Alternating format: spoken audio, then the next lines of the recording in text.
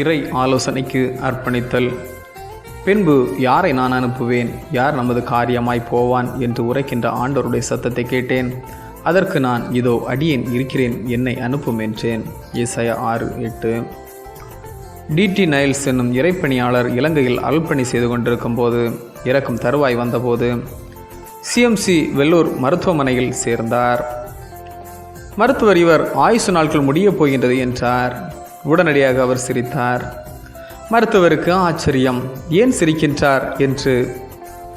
Niles மறுமொழியாக, என் ஆண்டவர் எனக்கு உயிரை தருவாரானால் அவருக்காக இன்னும் அர்ப்பணி செய்வேன்.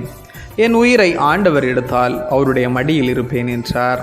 இறை திட்டத்திற்கு அர்ப்பணித்தார். ஏசாயா 6ஆம் அதிகாரத்தில் யூதரின் 10வது அரசராக இருந்த உசியா அரசன் இறைபக்தி உள்ளவர். ஆனால் இறை திட்டத்திற்கு மாறாக செயல்பட்டதால் தண்டிக்கப்பட்டார். இதை பார்த்த ஏசாயா தீர்க்கர் இறை ஆலோசனைக்கு நம்மை அர்ப்பணித்தால் வாழ்வு உண்டு என்கின்றார்.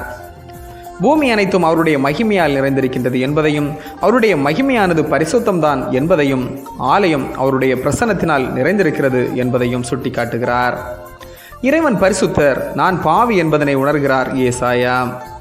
பாவங்களை கழுவுகிற ஆண்டவர் என்பதனை ஏசாயா குறிப்பிடுகின்றார். பரிசுத்தமான ஆண்டவர் பரிசுத்தத்திற்கு நேராக அழைக்கின்றார்.